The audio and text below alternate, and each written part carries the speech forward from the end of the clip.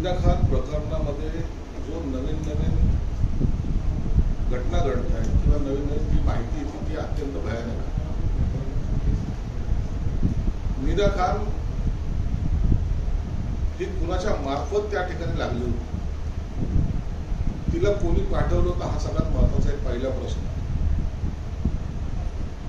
त्याच्यानंतर जेव्हा हे प्रकरण घडलं किंवा उघडकीस आलं त्याच्यानंतर ती निदा खान मुंब्र्याला का गेली? मुंब्र्याला सुद्धा ती एमआयएमच्याच माणसाच्या संपर्कात होती आणि त्या मधल्या काळामध्ये इम्तियाज जलील नाशिकला जाऊन तिला भेटला होता आणि त्याने जाहीर स्टेटमेंटही केलं होतं हे आपल्याला माहिती आहे. मुंब्र्याहून ती निदा खान पुन्हा संभाजीनगर मध्ये कशी आहे, जिचा संभाजीनगरशी काहीच संबंध नाही, त्या ठिकाणी ती येते. तिथं वास्तवाला जवळपास महिना दीड सव्वा महिना तिथे राहते. आपल्या चॅनलच्या माध्यमातून तुम्ही जे दाखवलं आहे की एक म्हातारा बाहेर यायचा, दुधाची थैली घ्यायचा, आतमध्ये जायचा, कोणीही त्या घराच्या बाहेर सुद्धा पडत नाही. आणि ज्या नगरसेवकाचं ते घर आहे तो एमआयएमचा आहे. आता ही माहिती जर ते एमआयएमच्या नगरसेवकाला नाही असं म्हणता येईल का? मग ते एमआयएमच्या नगरसेवकाला घर देण्यासाठी कोणी मजबूर केलं तर त्या इम्तियाज जलीलने केलं. आपल्याला हिला वाचवायचंच आहे. एक लक्षात घ्या, काल त्याच्या ज्या प्रेसमध्ये त्याची जी काय हवा चालू होती, तुम्ही मीडिया ट्रायल घेताय, तुम्ही बळजबरी आरोपी करताय, तिच्यावर फक्त आरोप झालेले आहेत.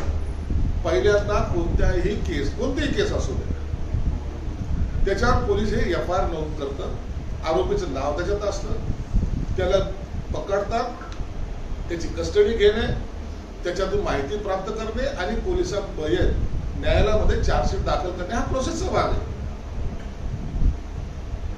परंतु त्या कामामध्ये सुद्धा अडथळा आणला, आरोपीला फरार करणं आणि पुन्हा छाती ठोकपणे सांगणे, तिच्यावर कुठे लुकआउट नोटीस जारी केली का, तिच्यावर काही हे चार्जशीट आहे का, या असा प्रकार म्हणजे जाणून बुजून.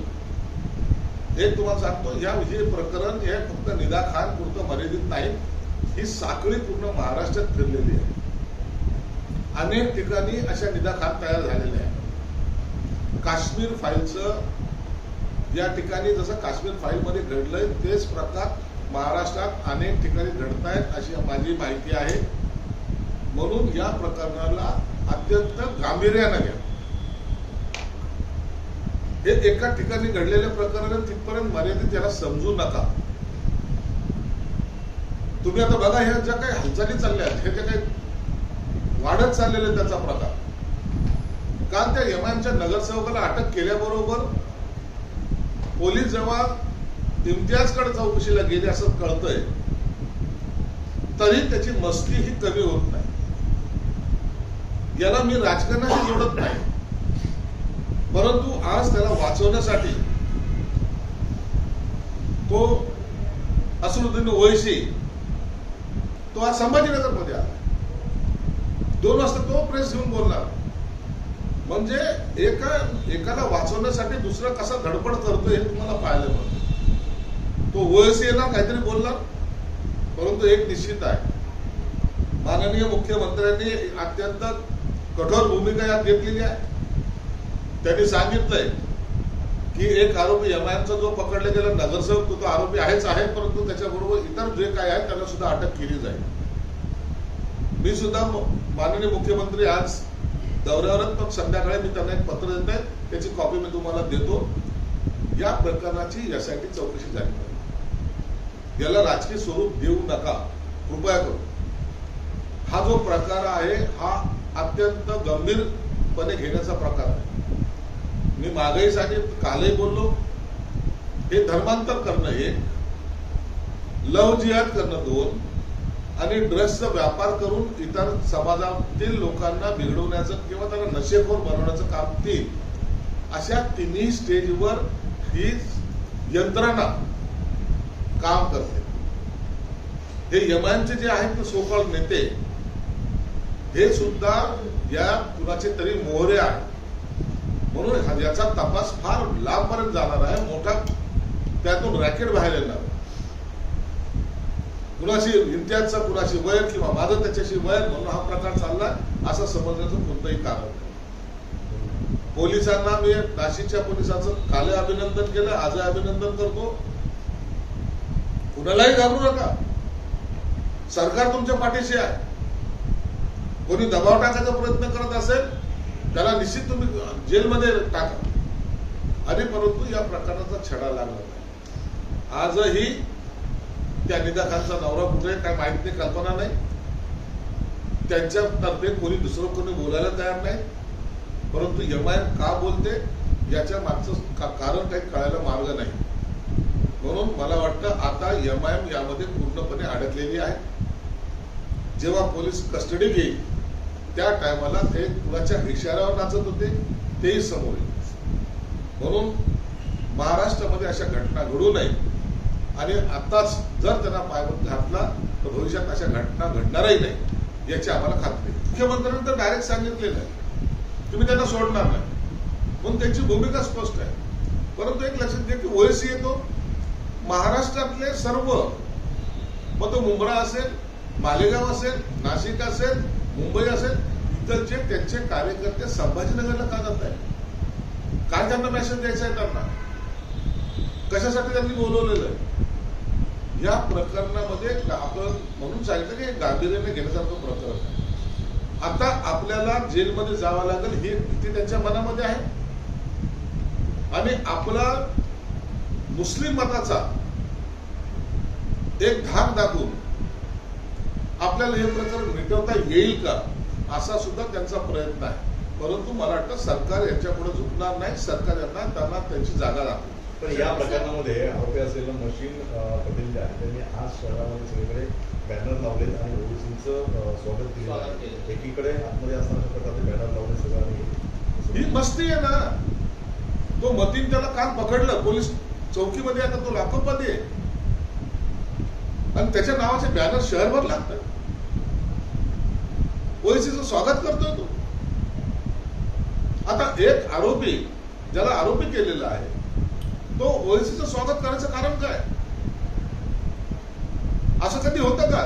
स्वतःचा जीव वाचवण्याचा प्रयत्न करण्यापेक्षा ओएसीचे बॅनर लावणं ज्याला महत्वाचं वाटतं. म्हणून तुम्हाला सांगतो हा प्रकार काश्मीर फाईलच्या सारखाच महाराष्ट्रामध्ये घडतोय हे एवढं मात्र निश्चित.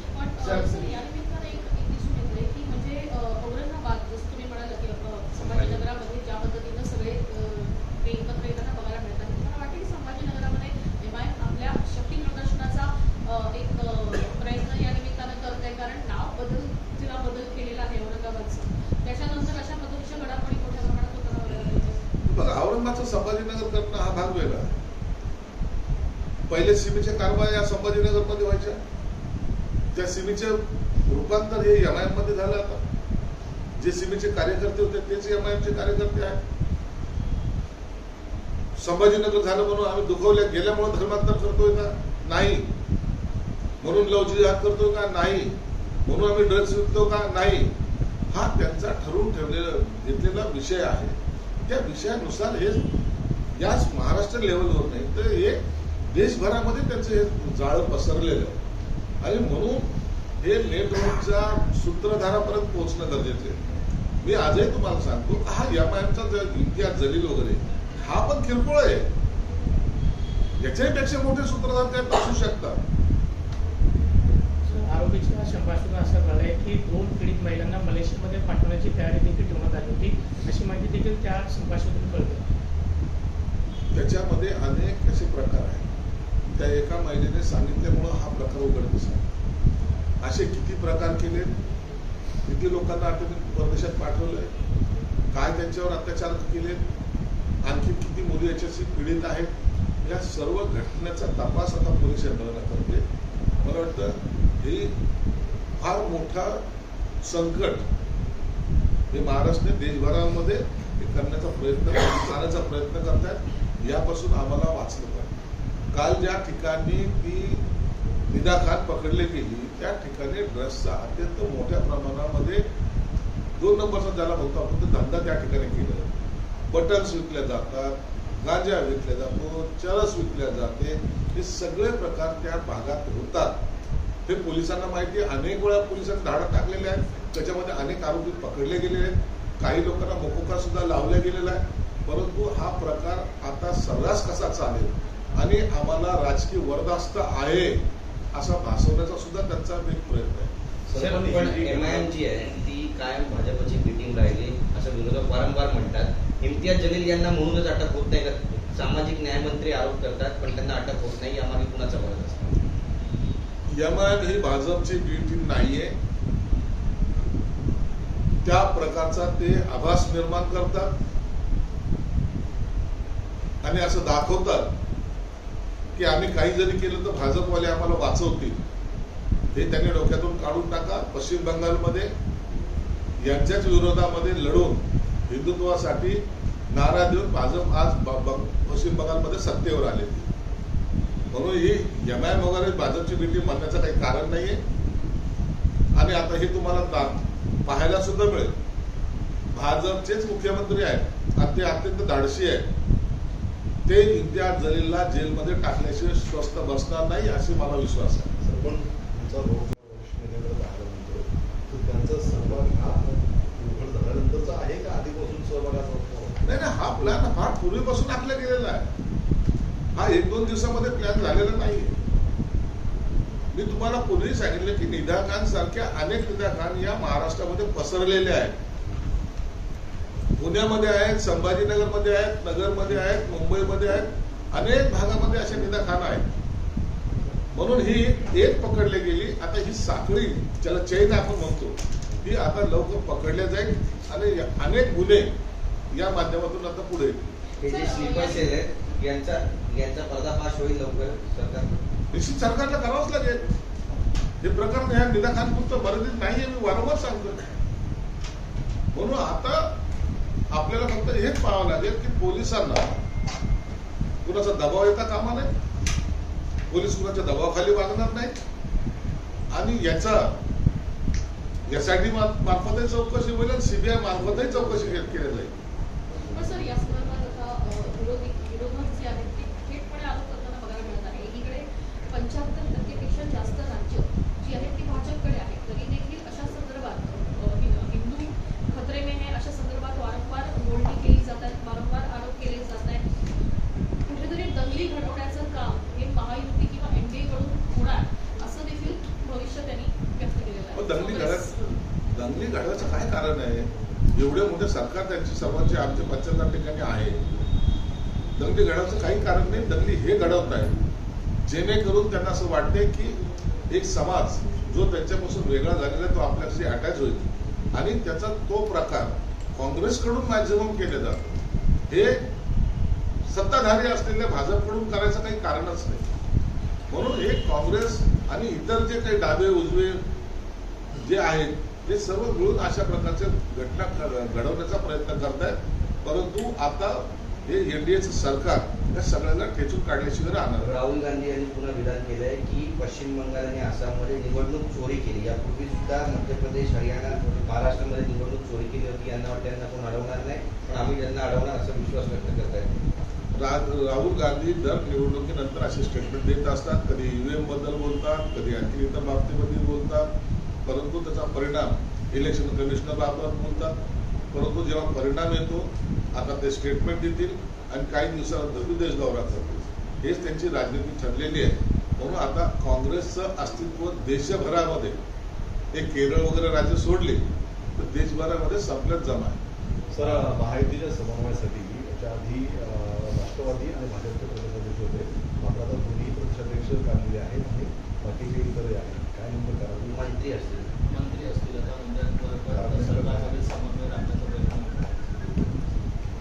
हे स्ट्रॅटेजीचा भाग आहे. मंत्री असतात, मंत्रिमंडळाच्या बैठकीमध्ये मंत्र्यांचा संवाद हा होत असतो एकमेकाशी आणि वेळ ज्याला म्हणता येईल प्रत्येकाचा एक वेळ वेगळा त्याला बिझी असतो, त्याच्यामुळे त्यांना भेटता येत नाही, मीटिंग लवकर होत नाही. हे सगळे गोष्टी पाहून आता जो काही निर्णय घेतलाय तर काही दोन्ही तिन्ही पक्षाचे मंत्री एकत्र येऊन एका ठिकाणी येऊन त्या ठिकाणी समन्वय साधतील अशा प्रकारचा एक फॉर्म्युला महायुतीने केलेला आहे आणि मला वाटतं हा सगळ्यात चांगला फॉर्म्युला राहील. दर आठवडा 10 दिवसाला त्यांची बैठक होईल. असलेले काही जे काही कारणं असतील ते त्यांना समोर मांडता येतील आणि त्याचा निर्णय सुद्धा होईल. साध्वी प्रज्ञा सिंग म्हणते की 1-2 नव्हे तर 5-5 मुलांना जन्माला घाला आणि एक मूल साधूंना देऊन टाका. अरे ज्यांना मुलं जन्माला घालायचे त्यांचा विचार करा ना. कशासाठी काय प्रत्येक जण उठतो, कोणी 3 म्हणतो, कोणी 4 म्हणतो, कोणी 5 म्हणतो. हे मला वाटते असं प्रकारचं स्टेटमेंट हे योग्य नाहीये. काही अडचणी तुम्ही मी समजून घेता. नोकऱ्या मिळत नाहीये, खायला नाहीये, इलेक्शन लढता येत नाही. असे स्टेटमेंट करून मला वाटतं फक्त वादळ निर्माण करणं आणि जर मग सर्वांना जर असं जर काही मुभा जरी दिली तरी त्या लोकांची कॅपॅसिटी असली पाहिजे.